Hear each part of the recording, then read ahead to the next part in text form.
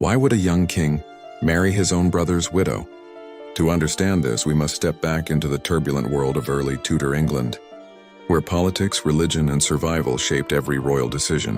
In 1485, Henry VII seized the English throne after the bloody Wars of the Roses, but his new Tudor dynasty was fragile. To secure power, he needed strong allies, and no ally was more important than Spain, the rising superpower ruled by Ferdinand of Aragon and Isabella of Castile.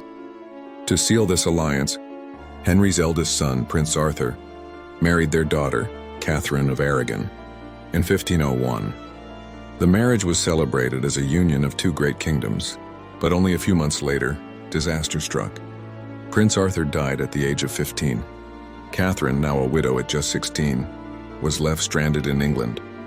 The marriage alliance that had promised so much was suddenly in danger. If Catherine returned to Spain, England would lose its valuable ally, and the Tudors would look weak. The solution seemed simple: marry her to Arthur's younger brother, Henry, the new heir to the throne.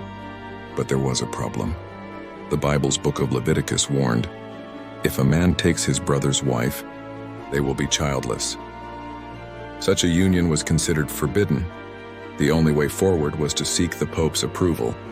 Catherine claimed that her marriage to Arthur had never been consummated. On that basis, Pope Julius II granted special dispensation, allowing Prince Henry to marry his brother's widow.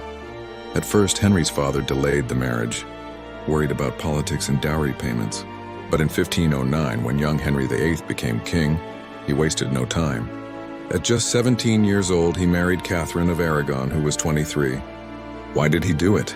The reasons were clear: to preserve England's alliance with Spain, to avoid scandal and humiliation, because the Pope had already approved the marriage, and perhaps most importantly, because Henry admired Catherine for her intelligence, faith, and beauty. Catherine bore several children, but only one Mary Tudor lived past infancy. Henry, desperate for a male heir, began to fear that his marriage was cursed by God, that the verse in Leviticus had come true. By the late 1520s, Henry demanded an annulment. Catherine refused, swearing that her marriage to Arthur had never been consummated, and that her union with Henry was lawful.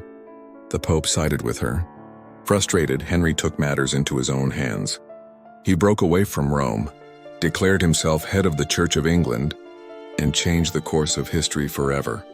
Henry VIII's marriage to his brother's widow had begun as a political necessity.